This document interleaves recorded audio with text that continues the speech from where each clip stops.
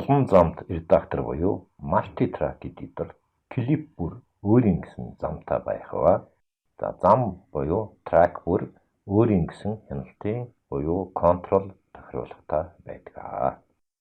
Энэ тохируулгын тусламжтайгаар клипийн эхлэл, төгсгөлд fade буюу уусгалт бүдгэрүүлэлтийн эффектийг хийж өгч болно.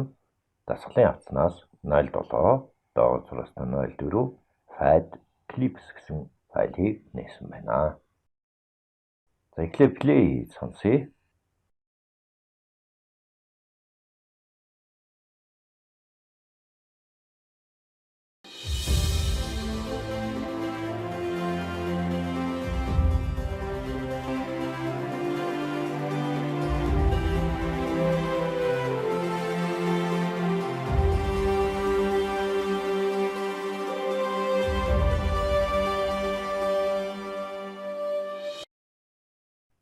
Энд эхлэл төгсгөл нь огцом ширүүн гэж хэлмээр мөн дунд хэсэгт нь залгаас хийсэн мэт огцом сонсогдож байна.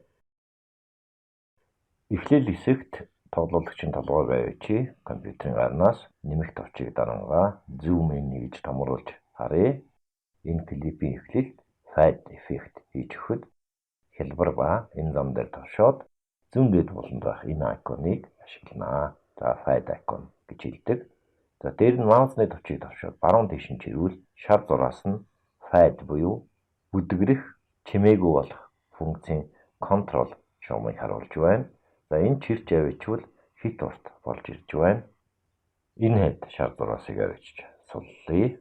За шар зураас нь speed of fade буюу бүдгэрэлтийн уусгалтын хурдыг тодорхойлох гэж хэлж болно. Одоо харагдаж байгаа байдал нь шулуун шугам байдалтай байна. Fade icon дээр дарангаа доош нь чирвэл шар зураасны доод хэсэг ном болж ирж байна. За логарифмын мөрийн байдалтай болж ирлээ. Энэ нь бүдгэрэлт маш удаанаар эхэлнэ гэсэн үг юм аа.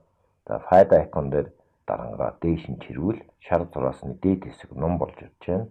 За энэ нь бүдгэрэлт буюу уусгалт хурдан эхэлнэ гэсэн үг юм. За энэ өөрөө болж байна гэвэл play хийгээд сонсоод үзье. За болж байна. Одоо клипийн төгсгөл хэсэг рүү очие. Томруулж харъя. Үргэлжлэл нь эхлэл хэсгээс арай урт байхаар бүдгэрүүлэлт уусгалт хийж өгөх хэрэгтэй байна. Клипээ сонголоо. Fade icon дээр дарангаа зүүн тийш нь болгож байна. Энэ хэд бөмбөрийн цохилтой хэсэг хүртэл татаад өгье. Тоглол сонсъё.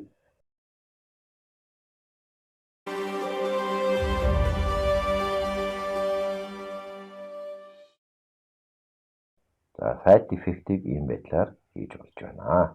Нэмж ганц хоёр зүйл хийж болох юм. Fade icon дээр маусны баруун товчийг товчлоо. Энд linear буюу шугамн, cosine буюу cosinus гэсэн сонголтууд харагдаж байна. За cosinus гэсэн сонголтыг хийя. За ийм cosinus мөрийг хөгжмийг илүү натурал бодиттой юм шиг тоглож өгдөг. За тоглолт сонсъё.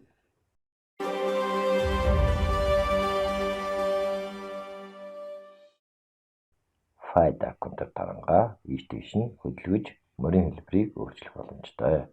Дээш нь болвол логарифм хэлбэртэй болж ирж байна. За S буюу cosinus мөрийг илүү дууралтаа тул ингээд орхиё. За одоо сонсъё.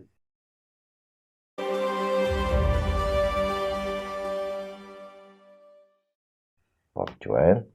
Одоо клипийн дунд хэсэг рүү очие. За энэ хэсгийг сонсъё.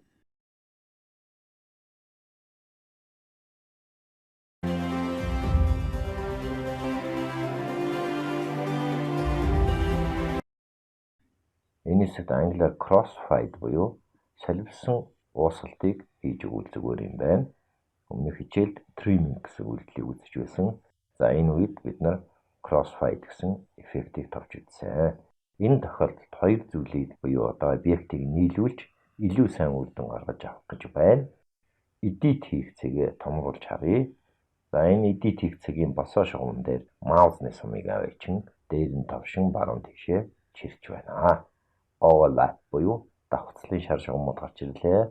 Хичнээн өргөн байх тусам crossfade төдий чинээ их болж ирнэ. За энэ хавцаа маусны товчийг суллая. Үүссэн шар морийг өөрчлөе гэвэл энэ fade icon-д даран ийш тийш нь хөдөлгөж өөрчилнө.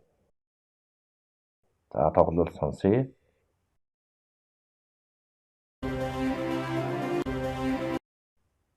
Жаахан өргөн болгоод өгье. Нэг ясандаа айжин болгож байна.